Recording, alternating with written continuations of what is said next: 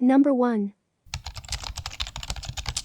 It was a chilly winter morning on the 17th of December, 1962, when 3-year-old William Ebenezer Jones Jr. was playing with his sister, Jill, outside their Vineland, New Jersey, home. Their mother, Evelyn, periodically watched from the window while looking after her younger son and preparing lunch. William lived on Taylor Avenue with his parents and 2 younger siblings. The family home was decorated for Christmas, which was fast approaching. Underneath the Christmas tree were William's presents, including coloring books and a toy tank. Tragically, young William never got the chance to play with his news toys. Maybe he never got a chance to play with any toys ever again, because on that fateful day, William vanished. It started out like a typical busy pre-holiday day. William's father departed the home that morning to start his shift at the New York Shipbuilding Company in Camden. Evelyn ran some errands in the morning with the children. William got a haircut, and then they stopped at the bank. Upon returning home, William and Jill went to play outside with the family dogs, a basset hound and a collie. While playing outside with his sister, William was wearing a blue-gray snowsuit, a matching hat, and tan high tops with yellow laces. The toddler had bright blue eyes, big ears, and a vaccination scar that was shaped like a giraffe on his upper left arm. William loved dogs, reading and playing with toy cars. He was just 3 months shy of his 4th birthday, and had a habit of twisting curls in his hair and walking with a quirky shuffle. At around 11:45 a.m., a neighbor spotted William on his own and suggested that he go back home. Then at 1 p.m., Evelyn heard a knock at the door. She opened the door and was shocked to see only Jill standing in the doorway. Jill, who was only 2 years old at the time, entered the home carrying a plastic potted poinsettia that she told Evelyn she got from William. She also told Evelyn that the bogeyman had taken William. Mrs. Jones rushed from the home and frantically ran up and down the street looking for William. While searching, an unknown man approached Evelyn in his green car and asked, "Are you Mrs. Jones?" Evelyn didn't reply. She didn't know the man, and didn't ask for his name or ask why he was looking for her. She continued her search, but when William was nowhere to be seen, he was reported missing by Evelyn. The family's basset hound, Baby, was also missing. However, she was later found a short distance from the home, soaking wet. Meanwhile, neighbors were already searching for him, kicking off a 4-day search, which included hundreds of police officers, firefighters, National Guard troops and volunteers alike. All of the area's emergency services were called in, and they trawled through the area on foot, by boat and by air. They searched the woods and swampland in the vicinity of William's home,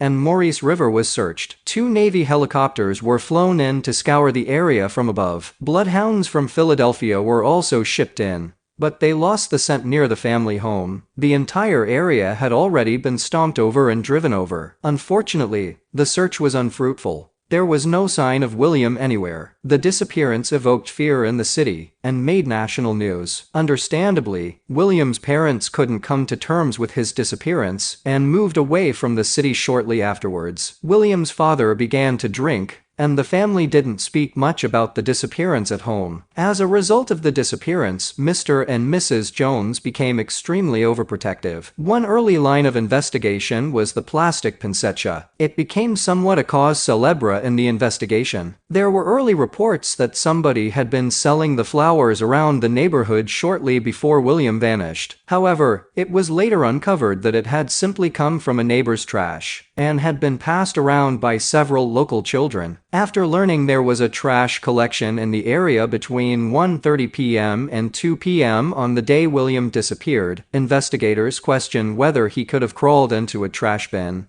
or even whether he could have been killed and thrown into a trash bin. They questioned the trash men, who said they hadn't seen the boy, and they would have noticed him being emptied into the truck. Nevertheless, investigators went to the landfill to search for any sign of the boy, but to no avail. At one point in the investigation, the Jones family turned to a local psychic, who claimed that William was still alive. She told the family that he had been abducted by a man whose wife was having a mental breakdown due to the death of her own toddler son. She theorized that William was taken to an Amish area in Pennsylvania and raised by a new family. However, investigators doubted this theory, stating that William would have memories of his real family and would have informed somebody of his true identity as he got older. In 1964, Another local psychic told investigators that William had been struck and killed by somebody who did not intend to harm him. They panicked and then buried William in a nearby area. The psychic gave investigators a description of the man's car and appearance. Years later, Jill would be put under hypnosis in the hopes that she could recount more information about the day her brother disappeared. She recalled holding hands with William as two men fought in front of an oil drum fire at the Palace of Depression, a landmark near the family's home. I remember running, and eventually I could see the door to my house, she said. During the investigation, the Palace of Depression, an attraction built from discarded materials, was extensively searched, as it was theorized that William could have wandered in there, or could have been hit by a car and disposed of there. In the wake of the disappearance, Jill had dreams about her brother. It's like he's on the other side of a brick wall, and he's calling me, and I have to find a way to get to him, she said. I still say I'm going to find him. Over the forthcoming years, age progressions of William have been released showing what he may look like as an adult. Information about William's disappearance was entered into the National Crime Information Center system. His sister provided a DNA sample. Despite hundreds of leads and tips, no body was found, no arrests were made, and no credible sightings have ever been reported. Somebody has to know something. I really do believe that, said retired Vineland Police Sergeant Patrick Doherty. Until I see a body, I'm not going to rule out that he's alive. It's now generally believed that William was abducted as opposed to wandered off. Despite a lengthy search and extensive investigation, William remains missing. Jill is now the last remaining member of William's immediate family. On top of a cabinet in her home, she has an urn containing the ashes of her mother, father, and younger brother. When someone dies, you know where they're at, she said. But with Billy, you don't have an answer. Anyone with information about Billy Jones' disappearance is asked to call the Vineland Police Department at 856-691-4111. Number 2. Taos is mainly known for its art community, the Pueblo, skiing, and stunning scenery. But once, an evil man lived in Taos. He went by the name of Arthur Rochefort Manby. Manby had read in British newspapers about rich resources and opportunities in the untamed territory of New Mexico. But once he arrived there, he spent the next 20 years acquiring properties by conning, stealing, lying, begging, and bribing Native Americans and Spanish families. He aggressively sought investors from England, New York, Chicago, and Maryland, promising profits on investors' money. He founded 4 corporations that served primarily as financial fronts, often to defraud investors. Manby's ultimate goal was to obtain the vast Antonio Martinez land grant, 61,605.48 acres, near Taos. In 1913, Manby finally acquired 58,867 acres of the land grant that included the hot springs on the Rio Grande. It was his plan to build a grand hotel and gardens at the hot springs, but instead, Manby used the investors' money to improve his personal estate, rather than improve land grant properties. As transcribed in a 2017 Taos News article entitled Taos's Unsolved Mystery, The Fallen Emperor. The New Mexico State Archives search reveals at least 30 filings for civil or criminal cases associated with Arthur Manby between 1902 to 1913. Within 3 years, the land grant was sold at public auction due to Manby's debt growth. However, he retained the 23 acres of land that included his hacienda and its surrounding gardens. He became more bad-tempered and elusive, basically hiding in his hacienda. In December of 1919, Mabel Dodge Stern and her husband Maurice Stern appeared at Manby's front door and asked to rent his home, to which he agreed. A friendship of sorts developed between Mabel and Manby. She respected his architectural skill and tasteful gardens, and loved the hot springs. However, she eventually became wary of Manby and moved out once she and Leon built their own home near the Taos Pueblo. Manby was characterized as having a brilliant mind, refined taste, and an appreciation of the visual beauty of the Taos Valley. But, on the other hand, he was devious, calculating, greedy, manipulating, and a murderer. He was a loner and had few if any friends in Taos. Manby's body was found in 1929, when a U.S. deputy from Santa Fe tried to serve legal papers related to a lawsuit. When no one answered, the deputy went to the courthouse in Taos Plaza and asked the Taos deputy sheriff if anyone had seen Manby. Apparently, The Taos deputy sheriff was told that Manby was likely dead because of flies swarming on his screen door. The end result was that these two law officers, plus others who appeared at Manby's residence, found his body in one of the front rooms of the house, and his head in the adjoining room, along with his German police dog. It was rapidly concluded that Manby died of natural causes, assuming that the dog had chewed off Manby's head. Manby was buried that same day at the back of his property. The gruesome story of Manby's death soon reached national headlines, accompanied by questions concerning the manner of his death and the authenticity of the body. In response to letters from Manby's family and the British consulate,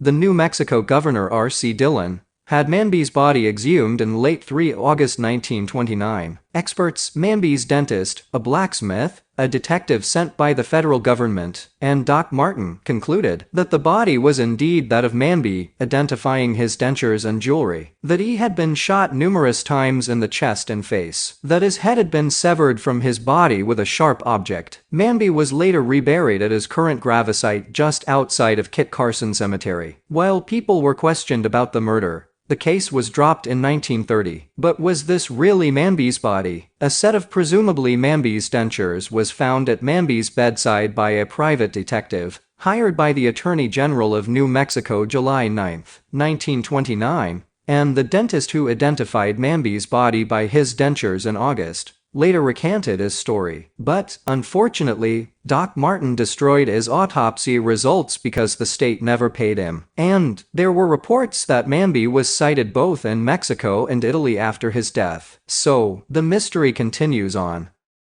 Number 3. The year is 1965, and Suellen Evans is attending college at UNC in Chapel Hill, North Carolina. She's 21, beautiful, intelligent, and majoring in home economics. However, something sinister lay in wait for Suellen on July 30th. At 12:30 p.m. that fateful day, Suellen finished up her class and was headed back to her dorm to pack, as she was due to travel home Morseville the next day. She stopped by a well to talk to a friend, and then sought out a professor to discuss her schoolwork. After this, she took a shortcut she often used through an overgrown arboretum, the Coker Arboretum, and that is when a man stepped out from behind some bushes and attacked her. He stabbed her twice, once in the neck, once in the heart, with a knife similar to a switchblade. Given that she took this path often, it's possible that the perpetrator knew she'd be walking along there at this time. Despite passerbys hearing her cries for help, no one was able to make it in time. 2 nuns found her, barely alive. One attempted to do chest compressions but was unsuccessful. "He tried to rape me. I believe I'm going to faint," were Suellen's last words. At least 200 men joined in the search to find the man, and there were reportedly 97 suspects and 211 leads, all of which ended in dead ends. Please excuse the pun. There were 2 possible suspects that stood out in my research. One was an unnamed gardener who matched a vague description of the perpetrator. A co-ed stated that they'd seen a man in a blue pull-over shirt at the scene. The person saw the person's arm and described it in a newspaper article as a black arm darker than sunburn around a girl's legs. According to the newspaper, a janitor in a nearby classroom stated that he was a young black boy wearing the same type of shirt run out of the arboretum. Bear in mind that this was the 60s, and the civil rights movement was in full swing in North Carolina. I can't tell you whether any of this was related to that. A gardener with a similar description was brought in for questioning, but since he kept fainting every time the subject of the murder was brought up, there was never much information gained from him. To this day, the case remains unsolved. Number 4.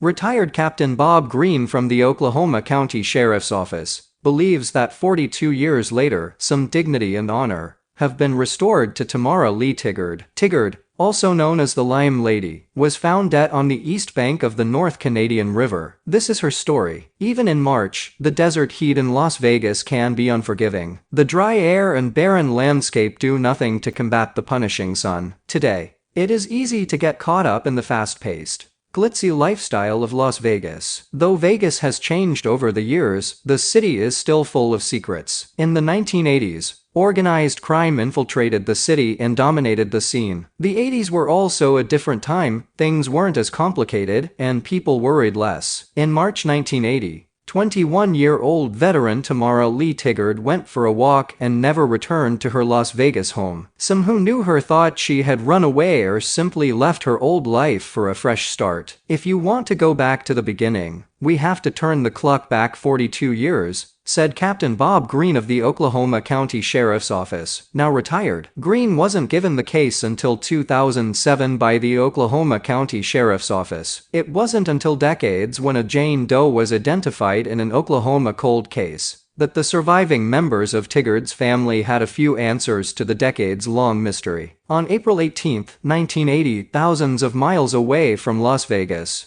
a fisherman found the nude body of a female on the banks of the North Canadian River in eastern Oklahoma County. Upon investigation, authorities with the Oklahoma County Sheriff's Office made some alarming discoveries. First, the woman had been shot 3 times by a .45 caliber pistol. She had also been doused in quicklime. Instantly, Jane Doe was given the nickname Lime Lady. The quicklime was presumably used to quicken the decomposition of the body. However, the substance in turn preserved the remains. The Oklahoma County Sheriff's Office, the Oklahoma State Bureau of Investigation, and the Jones Police Department responded to the scene. Shortly after, the medical examiner's office took possession of the body. "That's really, initially, about all I had," Green said. She was a homicide victim, and she had been killed by gunshot. A .45 caliber bullet was removed from her chest, along with a dime and clothing material. For years, people questioned where the dime came from. There was speculation that the coin was symbolic, or some sort of mark left behind by the killer. In 1980, there weren't cell phones, Green said. "I think she probably had it in her shirt pocket to make a phone call." Investigators also noticed though the homicide was brutal, the riverbank was not the primary crime scene. The body was placed there after the fact,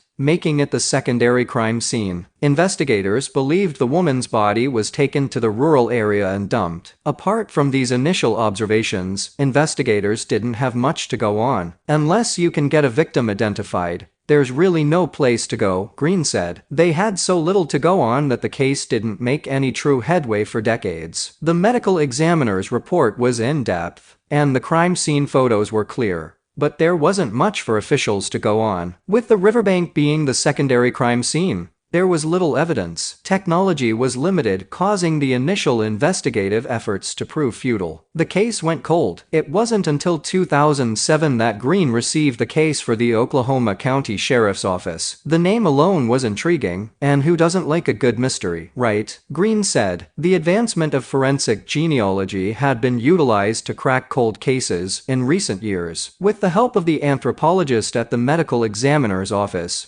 Green went out on a limb and sent the DNA from the cold case to a lab at North Texas State University. Despite comparisons to countless missing females, nothing came up. The elimination is all part of the process when you're doing an investigation," Green said. "At least we knew who she wasn't, but we didn't know who she was." With no successful matches, the next step was connecting with the DNA Doe Project in California. The director was familiar with the case and was willing to help, but they needed more DNA. All of the DNA samples the ME's office had taken originally. After all that time, Osby had all that. "It was fantastic. How many times do things get lost?" Green said. "Months passed, and the only news reported was bad news. There were no matches." The lab contacted Green and said all they needed was 1 nanogram of quality DNA, which is the equivalent of 1/1,000,000th of a gram of DNA. Finally, they had a profile for Jane Doe. Green tracked it down to a missing person report out of Las Vegas and Army dental records. Jane Doe, the Lime Lady, was identified as Tamara Lee Tigard. Her body had been discovered on her 21st birthday. "All I ever really wanted to do was to bring some dignity back to this girl by giving her a name, and we did," Green said. "If we were ever able to bring some closure and peace to the remaining members of this family,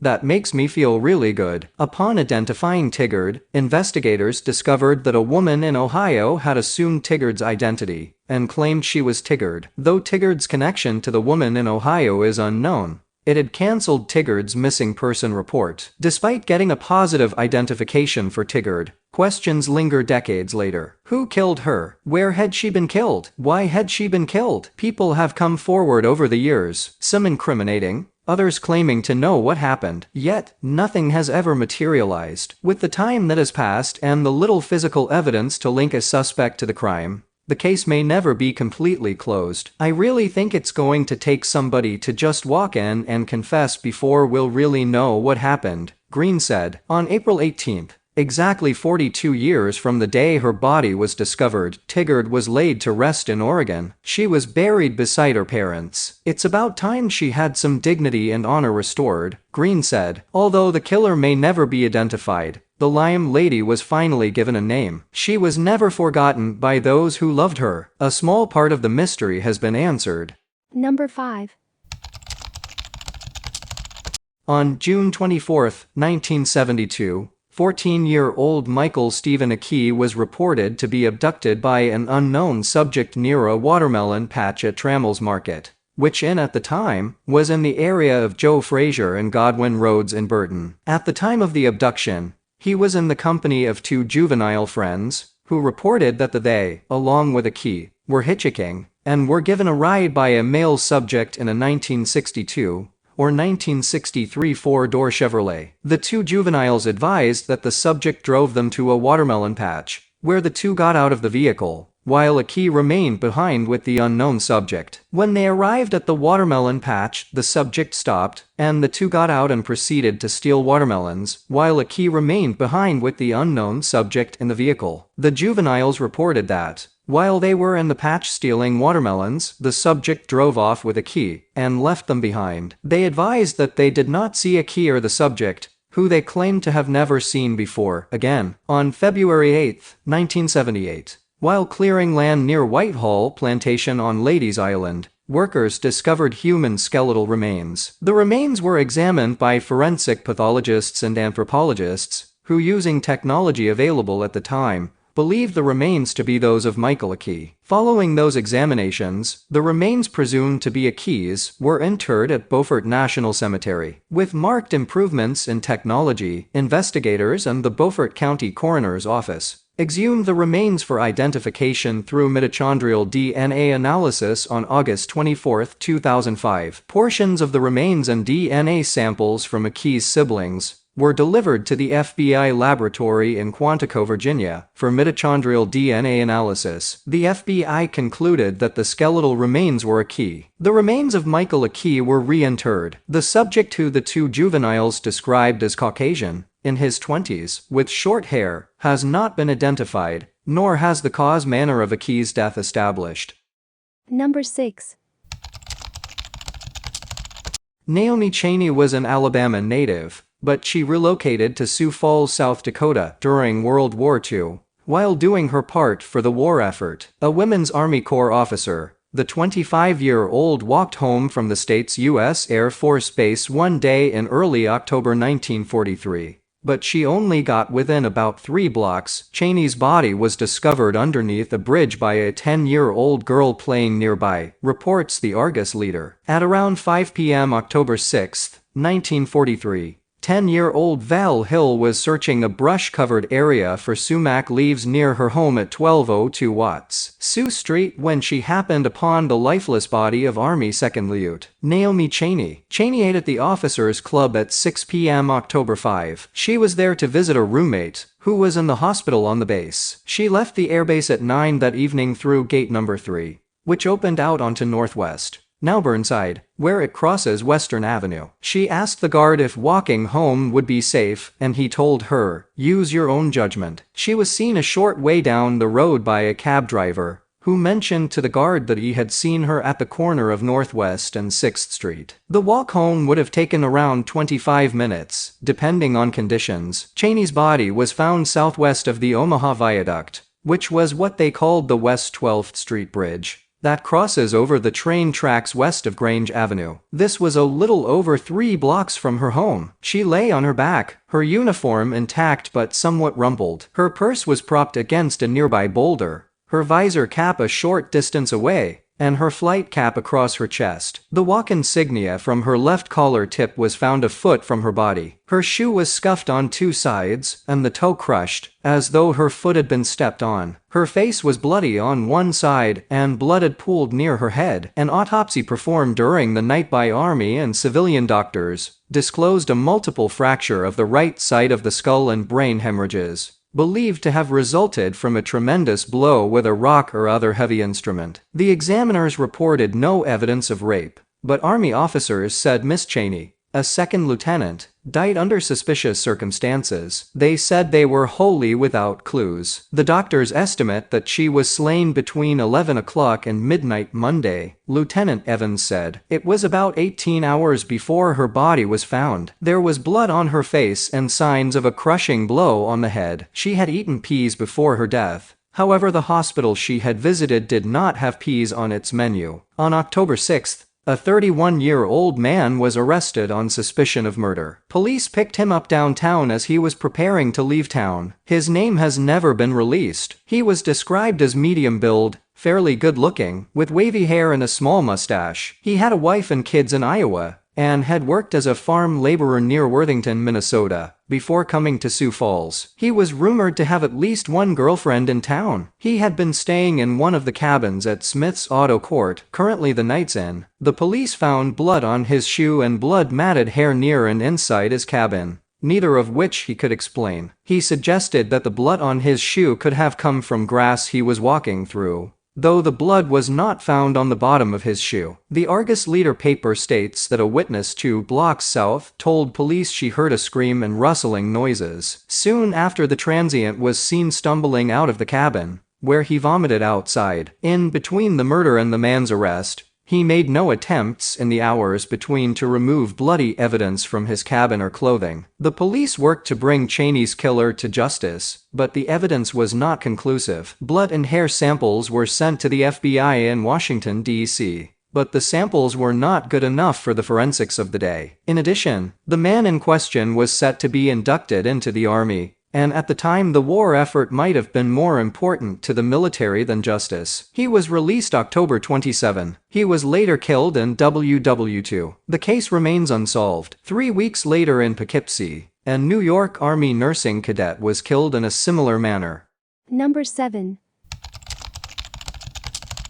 Medgar Evers, Emmett Till, James Cheney, Elbert Williams. Chances are that you recognize each name except Elbert Williams. Who was this man? Elbert Williams. Does he deserve to be mentioned in the same breath with icons of the civil rights movement? Yes. Here's why. On June 20, 1940, in the rural agricultural town of Brownsville, in Haywood County, Tennessee, Cotton Country, the heart of the Tennessee Delta, Elbert Williams, charter member of the Brownsville NAACP branch, became the first NAACP official in the nation murdered for his civil rights work. The first to die. The first of many to die, because he dared believe that he was an American, and he dared believe that he was free to assemble with his brothers and sisters and to demand the right to vote. Elbert Williams was kidnapped from his home by police at night, jailed, and interrogated about whether he was planning an NAACP meeting. That is right. No court had issued a warrant for his arrest. No officer had probable cause. No one had heard him give a wolf whistle. The police just kidnapped him because he was planning an NAACP meeting. Elbert Williams was neither accused nor suspected of a crime. The crime was committed by police. After police kidnapped, jailed, and interrogated Elbert Williams about his plan for an NAACP meeting, he disappeared. Elbert did not return home. Elbert did not show for work the next day as the boiler fireman at the Sunshine Laundry, where he had worked faithfully for years tending the fire that boiled the water that created the steam that powered the laundry. Elbert was dead. As June 23 dawned, Elbert Williams' widow Annie was summoned to the banks of the Hatchie River. She was told, "Come to the river. They have found a body." There Annie saw her beloved Elbert, bloated, bruised, and beaten. Annie saw what looked to her like 2 bullet holes in her husband's chest. A coroner's jury was assembled at the riverbank. There was no autopsy, no medical examination, maybe not even the testimony of a single witness. The inquest jury found death by foul means at the hands of unknown parties, and the coroner ordered an immediate burial. Within hours, Elbert Williams' body and the evidence it contained was buried without a funeral in an unmarked grave. The FBI went through only the motions of an investigation. The Department of Justice ordered a prosecution, then mysteriously reversed itself and closed the case. Thurgood Marshall, who had gathered evidence in Brownsville and turned it over to the Department of Justice, was livid and extremely critical of the decision not to prosecute. No one has yet been prosecuted for Elbert Williams' murder. His murderers walked. Is a murderer alive, still free? Maybe. We may never know unless the Department of Justice reopens the case it mysteriously closed prematurely in 1942. Finds Elbert Williams' grave, analyzes his remains, and applies every state-of-the-art scientific technique and investigative practice to learn all it can about how Elbert Williams was killed, who killed him, and who dumped his body in the river. Why did neither the coroner or the FBI determine the actual cause of Elbert Williams' death? Were the holes Annie Williams saw in Elbert's chest bullet holes? Do the bullets that killed Elbert Williams lie buried with him in his unmarked grave? Whose gun fired them? Why did the coroner order an immediate burial? Elbert Williams' place in civil rights history as the first known NAACP official murdered because he dared to organize to get the vote is an event of national historic importance. The murder of Elbert Williams is a crime that screams for justice, that can only be achieved with the completion of an investigation long ago abandoned. Memorial services for Elbert Williams and a historical marker honoring him will be dedicated in Brownsville, Tennessee, Saturday, June 20th, 2022, the 82nd anniversary of his death. Let us all seek justice for Elbert Williams.